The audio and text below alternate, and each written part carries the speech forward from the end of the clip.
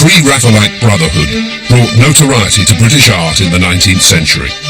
Bursting into the spotlight in the mid-century, they shocked their peers with a new kind of radical art. This program explores how they began a new chapter in the history of art, transforming landscape painting with a microscopic examination of the natural world.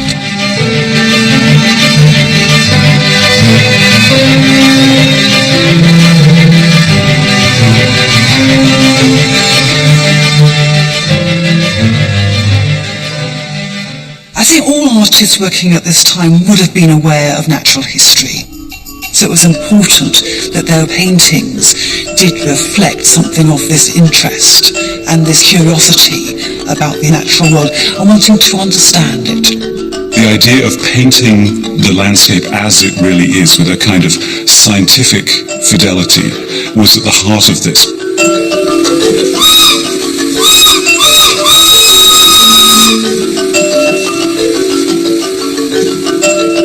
By 1850, the Industrial Revolution was at its height, coinciding with the revolution that was taking place in British art. The Pre Raphaelites' founding members, John Everett Millais, William Holman Hunt, and Dante Gabriel Rossetti, had created a critical storm by bringing a new realism to British art. And now, with the expanding rail network offering quick travel to the countryside, they ventured outside London and turned their attention to a landscape that had only just become accessible to them.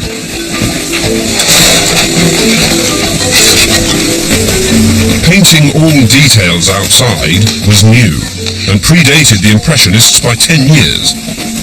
Traditionally, landscape painting was executed in the studio from sketches, but the Pre Raphaelite Brotherhood was a group who embraced experimentation. Although embarking on such an excursion demanded preparation, first they had to prepare their paints.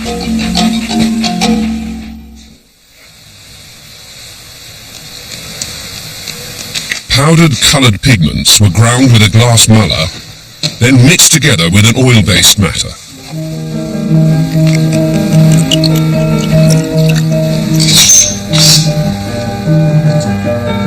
The paint was then put into a pig's bladder for transportation.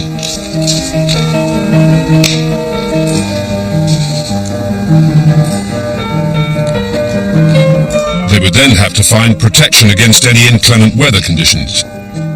Only then could they pack their easels and canvases and board the train. Millais and Hunt in particular were eager to paint what was real with a new microscopic precision. So in 1851, they took advantage of the South East Rail Line extension and set off for Surrey, with Millais deciding on Hogsmill River for the setting of his picture. It was to become one of the most famous paintings in British art, and one that transformed the landscape genre. Ophelia.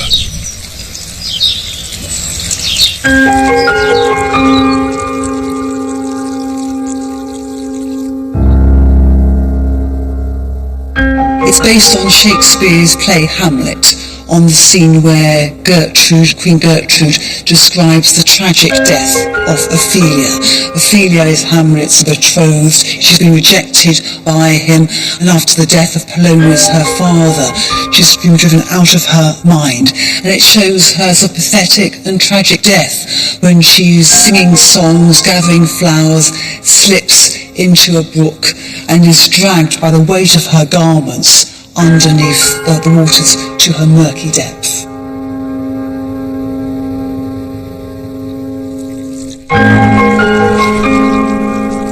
It goes against the rules of composing pictures. Usually we read images, in the West from left to right, but of course the flow of the river here is from right to left.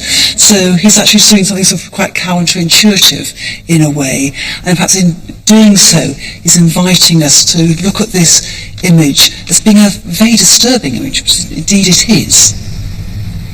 He was the first artist to actually show Ophelia in the process of drowning.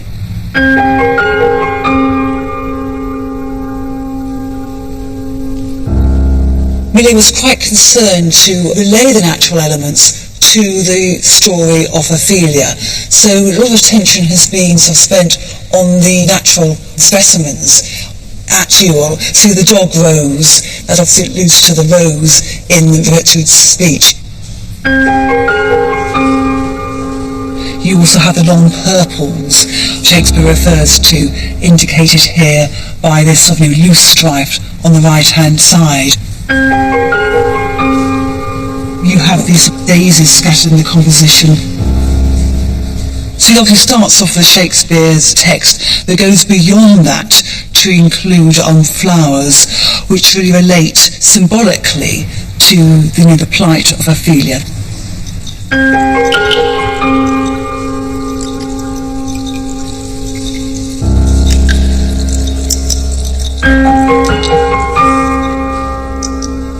Professor of botany thought it was better to teach botany to his students from Millet's painting of Ophelia than it was on taking them on a field trip into the country. It's so accurate and precise was his depiction of these natural phenomena.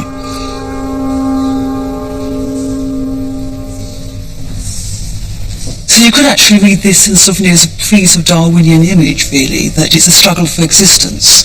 All these plants here are struggling for survival on this riverbank. Ophelia is one of these specimens, but being the weaker of the species, she is doomed to die rather than survive.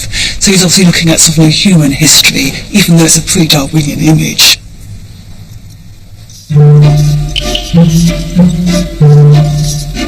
Once Millet had painted all landscape, he went back to London to sketch the figure of Ophelia. This in itself reversed the normal practice.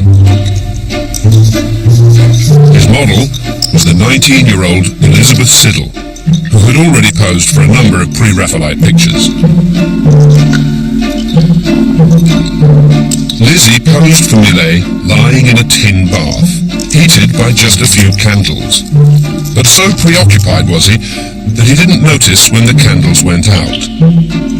Afraid to mention anything, Lizzie remained in the pose, getting numb with cold. It was the last time she sat for Millet. But despite this, the painting was exhibited to huge acclaim.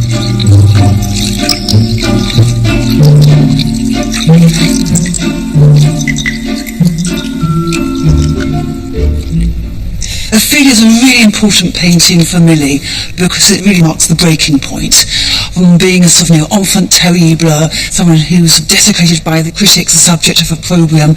Suddenly, people see this picture and they think, wow, this artist is doing something completely new and different. But rather than alienating his audience, he's eliciting sympathy of the spectator. And there's a wonderful review of this painting by Tom Taylor in Punch. He said it brings tears to his eyes that here's an artist who has actually managed to make dying beautiful.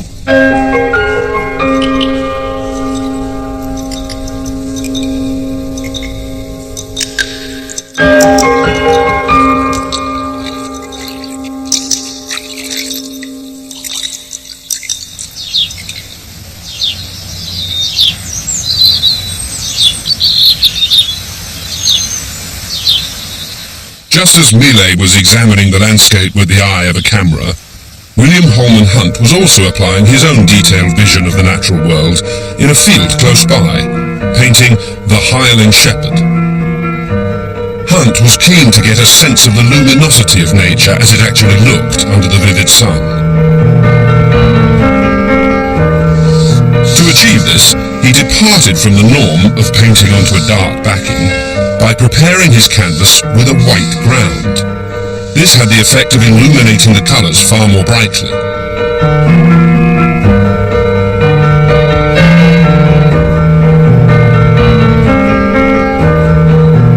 He would then use a very fine brush, more like a watercolour brush, to paint the minute detail.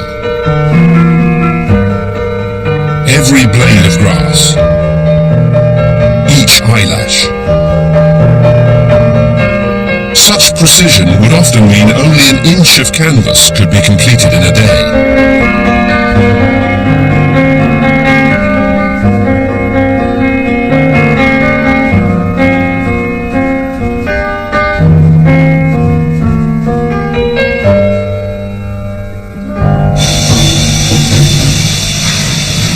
This scrutiny and demanding work chimed with the Victorian obsession with technological progress and scientific thinking, which was eagerly promoted by the art critic and ardent geologist John Ruskin.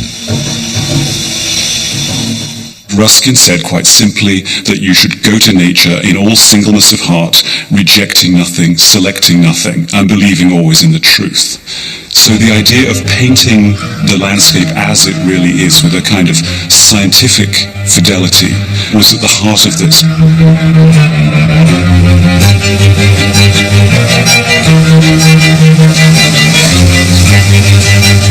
Ruskin saw how Millet's scientific fidelity had achieved a sense of majesty in its detail. So he commissioned him to paint his portrait. But this was to be no ordinary portrait. Under Ruskin's guidance, Millet was to turn his formidable technical skill in painting the detail of the Scottish landscape. Historic landscape painting, as Ruskin called it. So off they all went.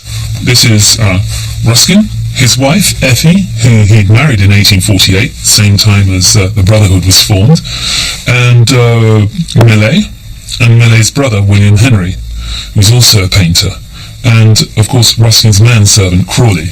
They all went up together, and they stayed in this tiny, and I mean tiny, little sort of farmhouse really, at a little village of Briggo Turk, in Glenfinlas, in the Trossachs.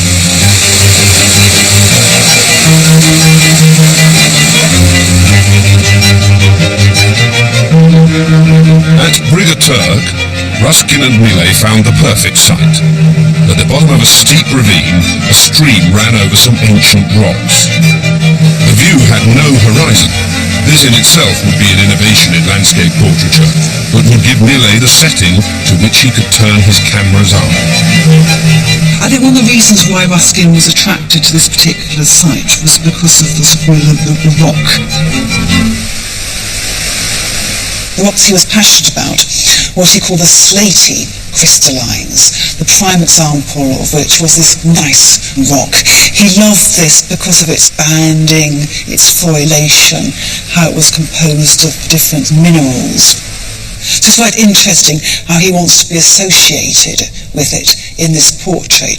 The idea that this rock has this ennobling effect.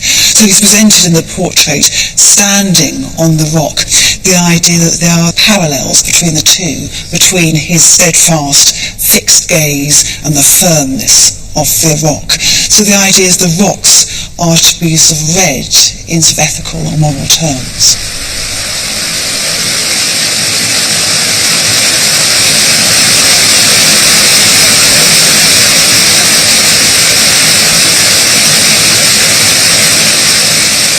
Whilst Millet painted the details of the landscape, Ruskin, a very fine draftsman and watercolour artist in his own right, sketched the rock in the background of the portrait, keeping a watchful eye on what Millet was doing.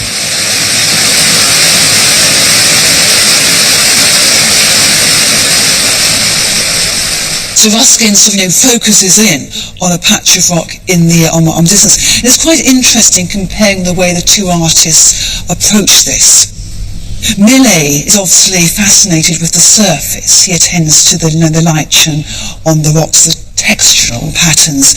But I think Ruskin is far more interested in the structure. There's the gneissic banding, and it's interesting how he picks out these quartz veins in the rock, which you don't get in Millet's composition. So his really as an artist, he's far more aware of how these rocks have been formed, the movement of water and how they came into being years and years ago through this molten rock, cooled and hardened as part of this particular process.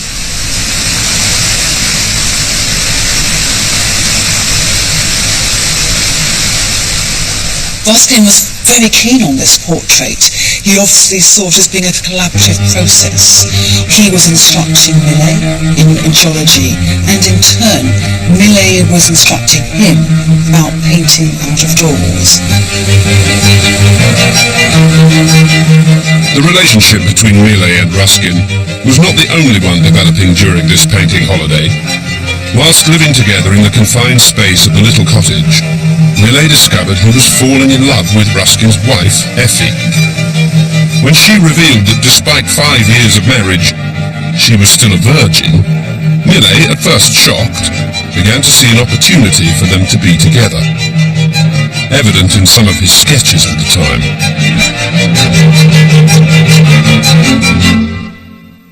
So we brought this rather beautiful drawing here, which is of angels forming a Gothic arch, and of course they're Effie. We took the back off that drawing to get it conserved, and on the back, hidden since the 1850s, was that.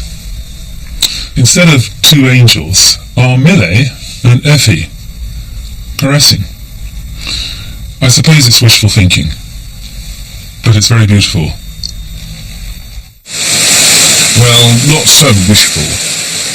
A year after the Scottish trip, Effie attained an annulment to her marriage on the grounds of non-consummation with Ruskin, and in 1855 she married Millet. And the relationship between Ruskin and Millet, that also changed, really. Millet couldn't stand the sight of him, and he couldn't understand why Ruskin was almost supine in the face of all these accusations. The only spark that Ruskin showed was when the marriage was being annulled. He offered to prove to the court, bizarrely, his manhood, and it's very difficult to imagine how he could have done that, but he offered it. I have no idea. It would have been fascinating if the judge had said, yes, Ruskin, I think you really should.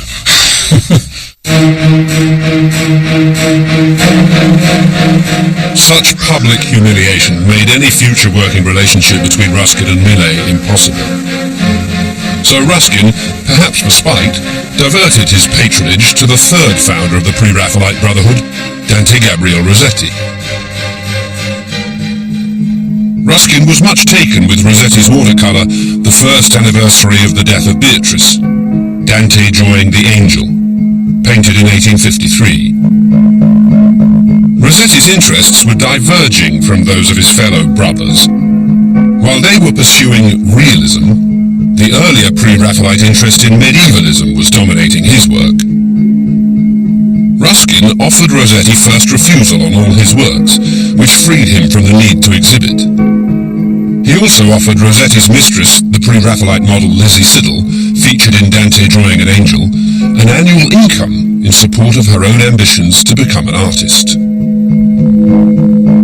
Elizabeth Siddal was just over a year younger than Rossetti, so she had been working, I think, in the fashion trades for quite a few years before she became the PRB's sort of favourite model, and she posed for a whole sequence of paintings by other members of the group. And then she went to pose for Rossetti, and at that moment her own dreams began to be realised, because she turned out she had artistic ambitions of her own. And at this moment, Rossetti transformed Lizzie from an ordinary model into his sweetheart and his student. He believed that Lizzie's talent was best served by allowing her to draw and paint in the naive manner without any instruction, which explains why her drawings have a very childlike character. They're very intensely emotional, but the drawing, and particularly the anatomy, is very primitive. And whilst Rossetti and Lizzie explored the medieval fantasy world, the other members of the Pre-Raphaelites continued with their fascination of the burgeoning sciences of Victorian Britain. I think all artists working at this time would have been aware of natural history. And with the text they would have been aware of being Charles Lyell's Principles of Geology, which was widely read, and was really a wonderful survey of geological formations and structures in the British Isles. And I think they wanted to be part of that culture. They were modern British artists after all. They were painting for a contemporary audience. So it was important that their paintings did reflect something of this interest and this sort of curiosity about the natural world and wanting to understand it.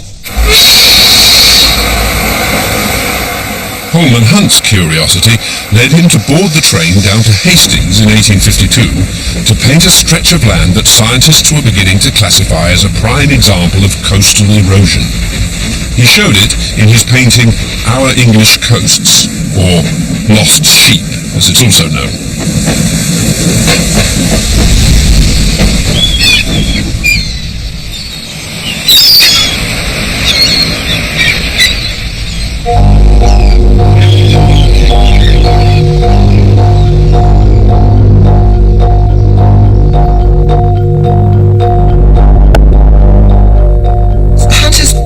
Very carefully the geological formations of this coastline, and it's not a grand, magnificent cliff like Dover Cliffs. It's actually a piece of collapsing coastline, and so the actual geology of the rock seems to express the anxiety that we see in the Lost Sheep. And this very much relates to research that's going on in this time into geology.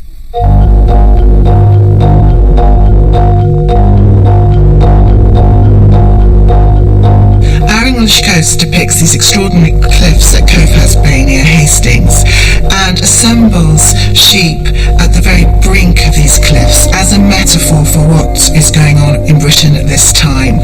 This is exactly the moment when Napoleon III has come to power in Paris, when there is a feeling that there might be a renewal of the hostilities of the Napoleonic Wars. And Hunt expresses this idea with the idea of the lost sheep, the sheep standing precariously at the edge of the cliff.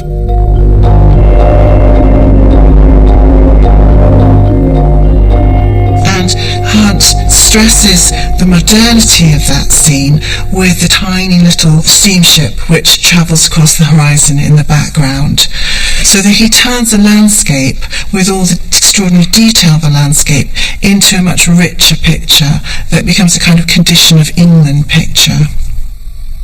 We see one sheep here who's caught in the brambles and who looks straight at us in a kind of appealing way, very typical technique of Hunt to get us involved in the painting. We see the shadows, a blue shadow lengthening across the green fields in the background in a slightly ominous manner.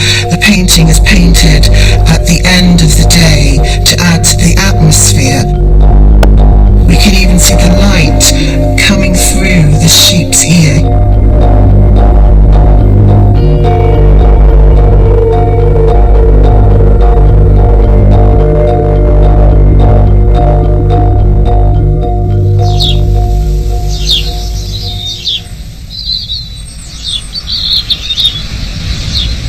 Capturing such naturalistic light effects also interested another painter associated with the Pre Raphaelites, Ford Madox Brown, in his painting of 1852, Pretty Bar Lambs.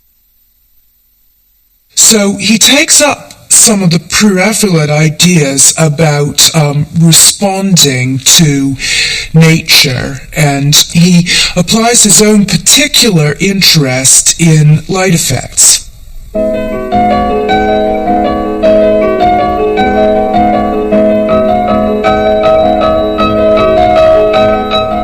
He doesn't just paint the landscape out of doors, he actually poses his figures out of doors and paints the entire scene so that there's consistent conditions of light, bright sunlight over the figure as well as the landscape.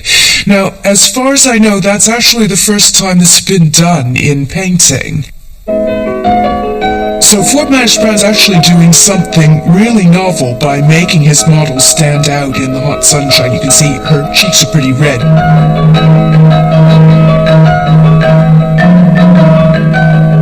The painting is the first to represent figures in the open air and in the conditions of sunlight that are particular to a specific moment, that is really the middle of the day.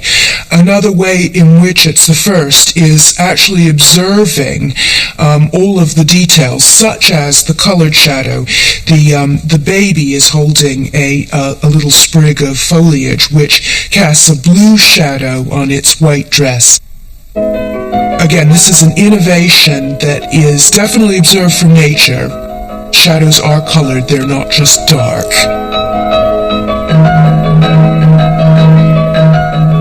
he's not painting according to the rules of painting. He's actually painting by fresh, new observation of what's before his eyes.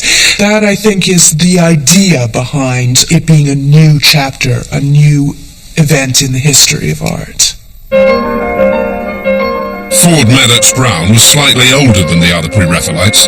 He was never a fully fledged member of the Brotherhood, but rather a close associate and supportive elder brother, whose work both inspired and drew inspiration from them. But in contrast to Millet and Hunt, Brown wasn't interested in using the steam train to travel for his landscape painting. He'd much rather stay at home. In 1852, Ford Madox Brown moved to Hampstead, which was then just outside London. And for my money, the most extraordinary Pre-Raphaelite painting of a landscape is the work he completed out of the back window of his lodgings in Hampstead, looking over Hampstead Heath, an English autumn afternoon, begun in 1852, and he worked on it solidly for 3 years. Every single detail that was visible out of that rear window can be seen in this canvas. It completely contravenes every rule in the book. It doesn't look like any landscape painting ever made before. It's panoramic in its scope, but it has no vertical features to disturb that flat horizon. It's also microscopic in its examination of the natural world. It's like a work of science on the one hand, a kind of treatise on the life of North London in 1852, on the natural history of North London. And on the other hand, it's this incredibly evocative and poetic account of the way Madox Brown feels about this landscape as well. He manages to be both deeply objective and deeply subjective at the same time.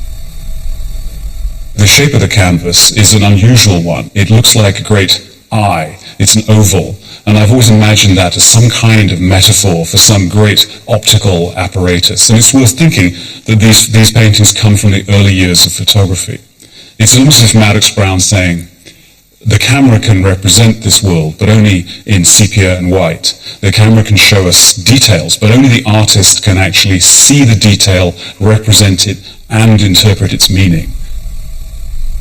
And I think this is one of the great poetic paintings, as well as one of the great representations of reality in British art.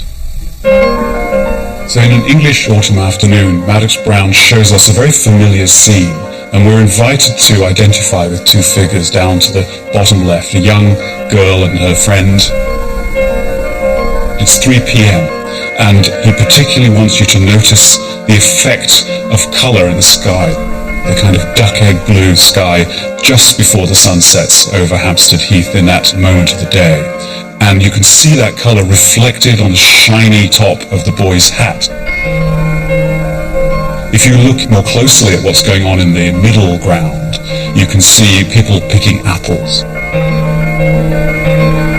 You can see cockerels and hens which are being farmed on the heath. In the foreground there's a dovecot with just the activity of birds coming and going.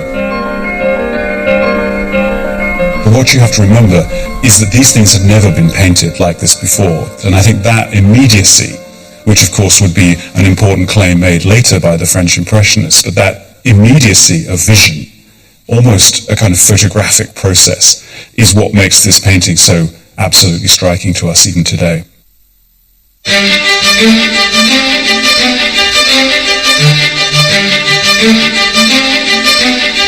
But it was this immediacy of vision, seen in all the Pre-Raphaelite landscape paintings, in the colours, the truth to nature, that made their work admired at home and abroad.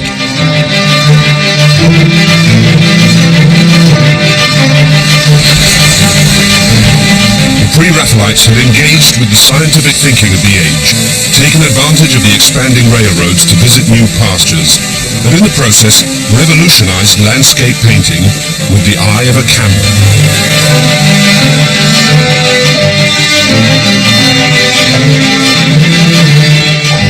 They were all still only in their 20s, but had propelled British art in a new direction.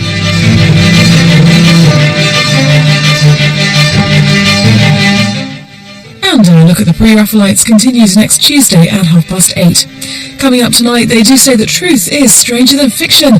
And you really couldn't make some of this up. TV, believe it or not, is next.